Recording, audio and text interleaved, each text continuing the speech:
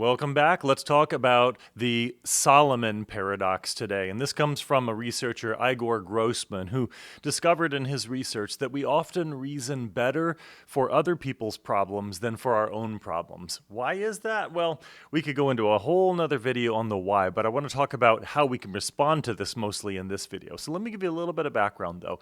So the reason it's called the Solomon paradox is because of King Solomon, who was considered to be one of the wisest men of all time in history, so much so that the Queen of Sheba traveled all the way to meet him and learn from his wisdom. And I, for example, have read through the book of Proverbs in the Bible, most of which were written by King Solomon, and these little statements of wisdom, and I would read it every single month. There are 31 chapters, so I'd read through it just about every single month, and I did it for probably 20 years of my life, always looking for new kernels of wisdom that I could apply to my life. So King Solomon certainly had a lot of wisdom, and yet if you look at the story of his life, he made some pretty bad decisions that didn't turn out very well for him also. So why is it that this man who was arguably the wisest man in history, or one of the wisest men in all of history, why was it that he couldn't take his own advice, or he wasn't able to apply his own advice? Well, that's the Solomon paradox.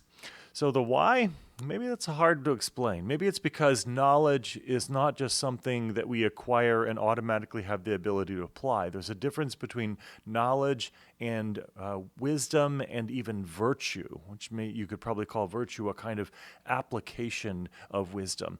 And I'll give you one more thing about this before I just dive in and give you the 5 tips on how we can begin to avoid falling into this Solomon paradox. But years ago, I've done a bunch of research studies on different topics related to cultures and communities, and this one was not a formal study, but I remember years ago I would drive by healthcare facilities and hospitals, and I would see healthcare workers who were outside smoking on their break, and I thought, now that just seems a little bit unusual to me. Out of all of the people in the world, these are the people who are the most educated, the most knowledgeable about the negative effects of smoking, and yet they're out there smoking every day. And some people could argue, well, it's a nicotine addiction or something else like that. And okay, understood. But I just thought that was so intriguing to me. And I even stopped one time and talked to people, and it went even a little bit further when I discovered that some of the people smoking worked in the oncology unit, and they had people with lung cancer that they treated and cared for. And yet, along the way, they found that they knew the wisdom. They said, don't smoke. They would tell other people, don't smoke, it's not good for you. And yet it was something that they did. And so this idea of the Solomon paradox, when you hear it at first, it sounds like it's really out there, but the reality is it's true for every single one of us. And I think about that even with all the videos that I create about logical fallacies and cognitive biases. I fall into them as much or more than many other people. I do believe that there's merit in getting to know them and learn about them, and then we can become more cognizant in not falling into their traps as regularly. So I'm pretty confident that I've avoided some traps more often than I would have had I not dove into this. But there are certainly other people who can sometimes look at me and give me better advice from the outside than I can give to myself. So let's talk about that, and let's talk about how we can kind of deal with this Solomon's paradox. The first one is self-distancing. So ask the question, and I know it may sound a little bit corny to you or something like that, but what would I tell a friend in this situation? Now, you have to actually force yourself to think about it. If you just ask that question, you answer it very quickly, oftentimes you're not really taking it seriously. I'm not taking it seriously when I do that. So I have to actually push myself. No, really, what would you tell a friend? No, really, and even kind of picture a particular friend in this situation, or think about a situation that was very similar. What did I tell a friend? And then I can apply that to my own problem or my own situation. So what would I tell a friend? And sometimes that gives you just enough extra distance to be able to make a better decision that impacts yourself. The second one is reframe things in the third person. I know this feels a little bit odd, and I've tried it, and I'm kind of mixed on whether this one works, but I know some of the researchers in the area and others have suggested it. But So I would say, instead of what should I do, what should he do? And again, it's kind of like picturing I'm giving the advice to a friend, but I'm just sort of thinking about it as if I'm watching it from the outside and I'm giving some feedback about what he should do.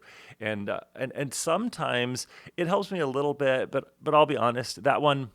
It's a mixed bag. You can try it out, see if it works for you, but it's one of the tips that are out there, so I thought I'd share it with you. A third one, now this one is actually pretty effective for me, but it takes some imagination, it takes some time, takes some effort, which is to imagine that you're looking back 10 years from now. So you're in the middle of a problem or a situation or something you're trying to address or a decision you're trying to make.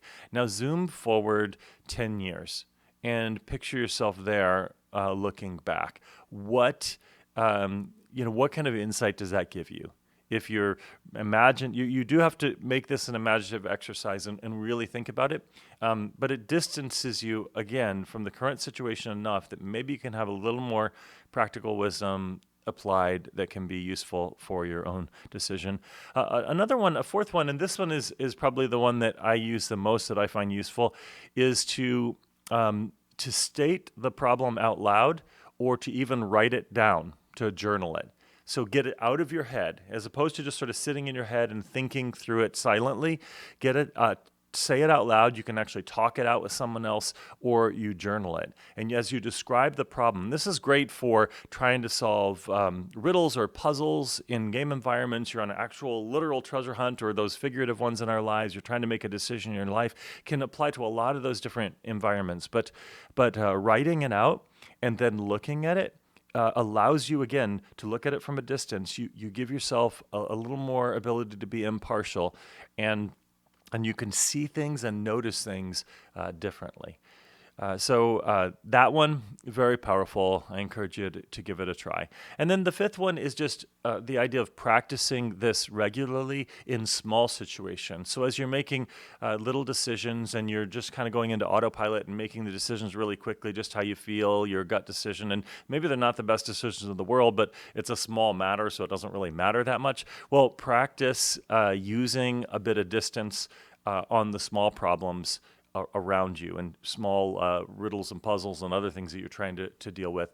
So notice it in the small way. That gives you a practice ground. So when you run into the bigger problems and challenges and decisions, you have a little bit of a habit. You've built a mental muscle that makes you ready to practice impartiality, because that's what seems to be at the core of this, is that we know that just having head knowledge isn't enough, that we have to develop a disposition, a character. Sometimes making the right decision is painful. It's hard. It's counter to what we want in the moment, and that temporary desire. And things can get really clouded by all of those different emotions and desires. And I'm not saying that emotions are a gift and have their proper place and so forth. But when we're trying to make really wise decisions, when we're pursuing clear thinking, good decision making, excellent problem solving, then this is what we want to do. We want to practice this kind of dispassionate thinking, this distancing,